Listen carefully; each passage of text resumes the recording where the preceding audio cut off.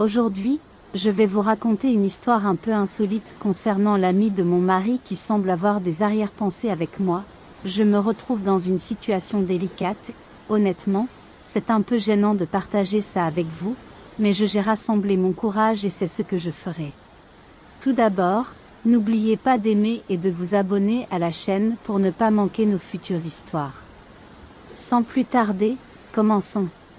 En réalité, je suis seule dans la pièce, essayant de comprendre ce qui s'est réellement passé. Il semble que l'environnement soit chargé d'électricité statique et chaque murmure dans la maison résonne comme le reflet des sombres tensions qui ont imprégné ces derniers jours. Tout a commencé lorsque mon mari, Louis, a annoncé qu'il emmenait un ami lui rendre visite. Je n'ai connu cet ami de Louis que par photographie, jamais en personne, et il me semblait être un homme de belle apparence et de corpulence physique. Je n'ai pas été surpris, Louis est un homme aux nombreuses amitiés. Cependant, quelque chose dans sa façon de parler a déclenché une alerte, une lueur inhabituelle dans ses yeux qui m'a immédiatement causé un inconfort. J'ai préparé le dîner pour accueillir l'ami de mon mari, mais je ne comprenais pas la raison de ma nervosité. J'essayais de me débarrasser du sentiment que quelque chose était sur le point de s'effondrer autour de moi. Lorsque le son de la sonnette a résonné, j'ai senti mon cœur s'emballer. En ouvrant la porte, je trouvais Louis et son ami Charles, un homme au visage amical, mais dont les yeux semblaient cacher quelque chose de plus sinistre, une méchanceté qui se révélerait plus tard. Il était exactement comme sur les photos, quelqu'un qui semblait détenir des secrets et des mystères que j'allais percer au fil du temps et qui transformeraient profondément ma vie. Pendant le dîner, j'ai eu du mal à maintenir une certaine normalité malgré une nervosité persistante. Même si j'essayais d'agir comme l'hôtesse idéale, je ne pouvais ignorer le regard pénétrant de Charles qui m'évaluait intensément, sa présence projetant une ombre sur la pièce. Après le repas, Louis proposa un jeu. Cela semblait être une excellente idée pour se détendre et dissiper la tension qui régnait dans l'air. Cependant, à mesure que la nuit avançait, l'influence de Charles devenait de plus en plus étouffante. J'ai remarqué comment il positionnait ses mains de manière provocante, et chaque fois que je m'approchais de la table, je sentais son regard vorace sur moi, comme s'il me dévorait des yeux. J'ai essayé de l'ignorer et de me concentrer sur le jeu, mais sa présence était dominante, comme une ombre qui planait sur le match. Au fil des heures, la tension de l'atmosphère augmentait, chaque rire et chaque mouvement semblaient chargés d'une énergie inquiétante, comme si nous étions au bord de quelque chose de dangereux, d'indéfinissable. Quand il fut tard, Louis suggéra qu'il était temps pour Charles de partir. J'ai ressenti un soulagement momentané, pensant que bientôt je serais de nouveau seule avec mon mari, loin du regard intense et de la méchanceté de Charles.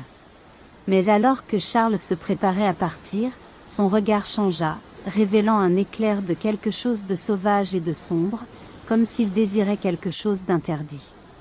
À ce moment-là, j'ai su que mon intuition était correcte, il y avait quelque chose de troublant dans la façon dont il me regardait, quelque chose qui transcendait l'amitié avec mon mari.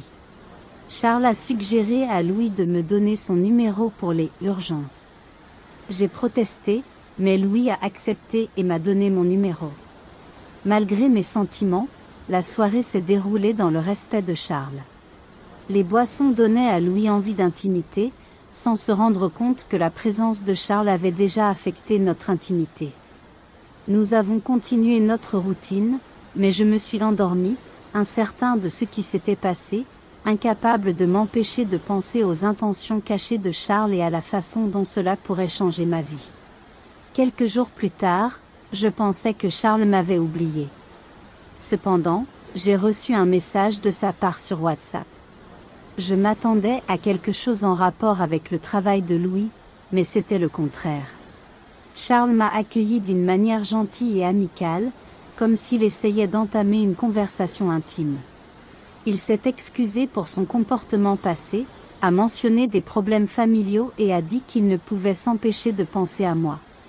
Il a déclaré qu'il était ravi de la visite, a loué mon apparence et mon charisme et a fait des commentaires inappropriés sur mon corps, suggérant que n'importe quel homme voudrait avoir une femme comme moi. En fait, j'ai à peine prêté attention à ces paroles, passant de quelqu'un qui semblait au départ cacher quelque chose à une personne extrêmement docile et gentille, ce qui m'a laissé perplexe sans trouver d'explication. Mais au fil du temps, nos conversations sont devenues plus profondes et plus personnelles, et j'ai ressenti un besoin croissant de parler à Charles, ce qui m'a laissé perplexe. J'ai toujours été fidèle à mon mari Louis depuis notre mariage. Je n'ai jamais eu de conversation comme celle-ci avec quelqu'un d'autre. Cependant, quelque chose d'important était sur le point de se produire, quelque chose que je n'aurais jamais imaginé faire dans ma vie conjugale. Par hasard, Louis devait voyager pour son travail, et curieusement, Charles n'était pas là. Charles m'a demandé s'il pouvait me rendre visite pour me dire bonjour, et impulsivement, j'ai accepté, pensant que ce serait juste une visite informelle. Mais cette fois, j'ai vu Charles d'une manière différente, avec des yeux remplis de désirs interdits, ressentant une atmosphère d'extase. Charles semblait partager le même sentiment, et soudain, nous nous sommes livrés à un acte irréfléchi, explorant nos sentiments mutuels, même avec la culpabilité d'avoir trahi mon mari et son ami. Mais je n'y pensais plus, j'avais tout le temps envie de sentir Charles entrer en moi et sa grande taille me faisait hurler.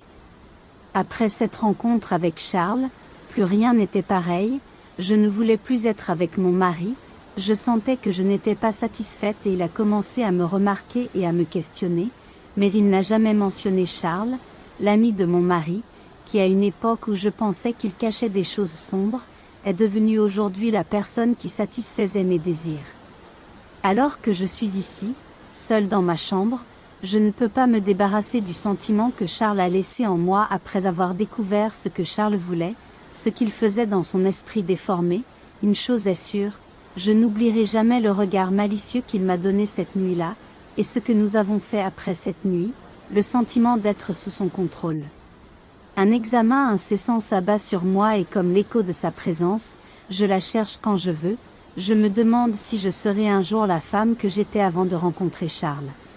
Cette situation m'a amené à remettre en question mes propres valeurs et la nature elle-même. Et la loyauté, est-il possible qu'un désir ardent et une passion débridée puissent justifier la trahison ?